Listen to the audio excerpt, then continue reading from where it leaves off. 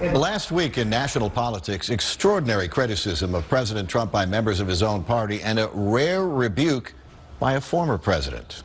That we have given in or given up on the core principles in favor of a more viscerally satisfied anger and resentment. His political model and governing model is to divide. Bullying and prejudice in our public life sets a national tone, provides permission for cruelty and bigotry, and compromises the moral education of children.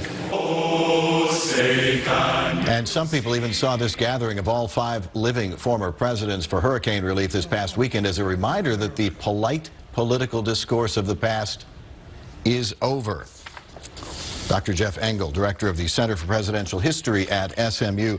Are these who stood up this week, the 2 current senators and the former president last week, the first or perhaps the last to stand up on the train track and defy the Trump train? That's a great question. You know, I think at this point they're thinking it's going to be the first, and I think in many ways the president anticipates it's going to be the first. Clearly what we're starting to see is a real rift in the Republican Party. I think we can go so far as to say a civil war in the Republican Party between establishment and the people who support the president. So that is going to exacerbate people coming out and choosing sides. Do you get the sense that at this point, and we don't know where it's going to go, at this point, is the Republican Party the party of Donald Trump and Steve Bannon, or the party of John McCain, George W. Bush, Corker, and Flake?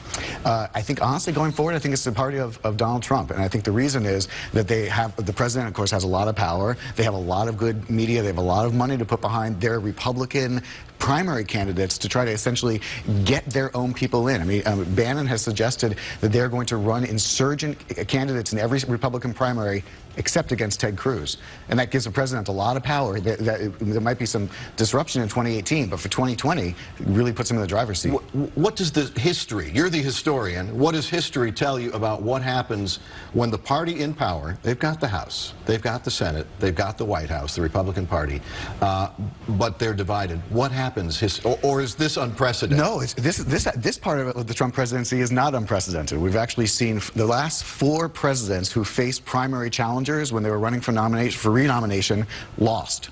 So essentially, when you have a divided party, you see that you essentially divide the way that people want to support their own candidate. And we really can go back to 1912, to be honest, 100 years ago or more, to see when the Republican Party split between Taft and Roosevelt.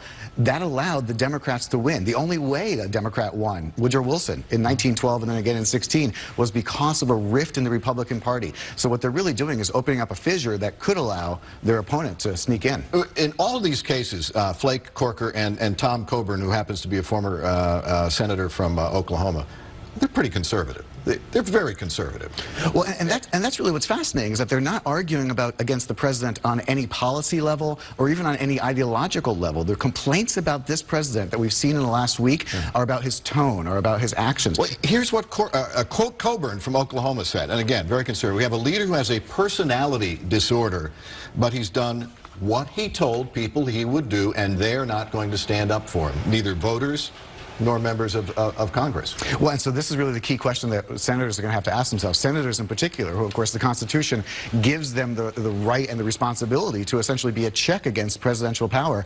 They might ask themselves, if we can get the agenda through without the anxiety of a president who perhaps has a difficult relationship with the truth, as another senator said, that might be a time to essentially try to push him out in some unprecedented way. All right. Dr. Engel, by the way, has a new book coming out in less than a couple of weeks. When the World Seemed New. George H.W. Bush, a remarkable man you've spent a lot of time with, and the end of the Cold War. We're going to look forward to talking with you more about that and more about him as well. Yes, indeed. Thanks for having me.